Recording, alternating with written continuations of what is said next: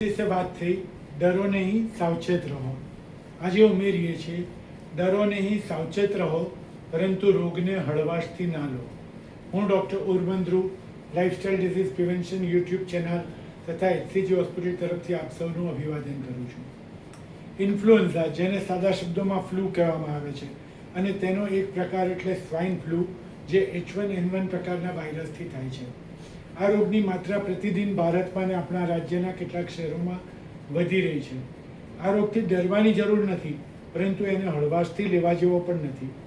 કોવિડના સમયમાં જે સાવચેતીઓ રાખતા હતા તે તમામ સાવચેતીઓ થોડો સમય માટે ફરીથી રાખવાની જરૂર છે, ખાસ કરીને એવી વ્યક્તિઓએ જેમની ઉંમર 60થી ઉપર છે અથવા 12થી નીચે છે, જેને ફેફસાની કોઈ બીમારી છે, ડાયાબિટીસ છે, હૃદયરોગ છે કે લીવરની તકલીફ છે, જેમણે ટ્રાન્સપ્લાન્ટેશન કરાવ્યું છે અથવા ભારે ધૂમ્રપાનની આદત છે, અથવા તો જેમની રોગપ્રતિકારક શક્તિ ઓછી છે।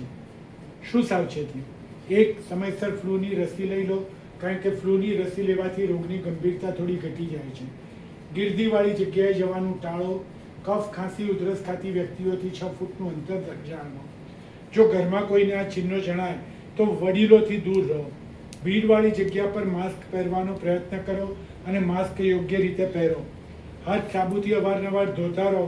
લક્ષણો જણાય તો તમારા ડૉક્ટરનો સંપર્ક કરો અને દવાખાનામાં દાખલ થવા ચેતવણીના લક્ષણોથી પરિચિત રહો। શું છે ચેતવણીના લક્ષણો? સાધારણ તાવ, કફ, ખાંસી, ગળાનો દુખાવો અને શરીરની કળતરની સાથે સાથે પલ્સ ઓક્સિમીટરમાં ઓક્સિજનનું સેચ્યુરેશન 92થી ઓછું, રોજિંદા જીવનમાં ચાલતા અંતર જેટલું ચાલતા શ્વાસ ચડે, 24 કલાકથી વધારે સમય તાવ ચાલુ રહે, સતત ઉલટીઓ, પેટમાં દુખાવો કે પાતળા ઝાડા, પીળા રંગનો કફ, પૂરતા પ્રમાણમાં પ્રવાહી ના લઈ શકાય, ઘેન રહ્યા કરે, મૂંઝવણ રહ્યા કરે કે પછી સભાન અવસ્થામાં ફેરફાર થાય તો તાત્કાલિક ડૉક્ટરનો સંપર્ક કરવો। ફ્લૂ અથવા સ્વાઇન ફ્લૂ થાય એટલે હંમેશા દાખલ થવું જરૂરી નથી, પરંતુ એના લક્ષણોને ગંભીરતાથી લેવા અને સમયસર ડૉક્ટરનો સંપર્ક કરવો ખૂબ જ મહત્વનું છે। સો ઓલ ઇન ઓલ, ડરો નહીં, સાવચેત રહો, પણ હળવાશથી ના લેતા। હું ડૉક્ટર ઉર્બંદ્રુ, નમસ્કાર।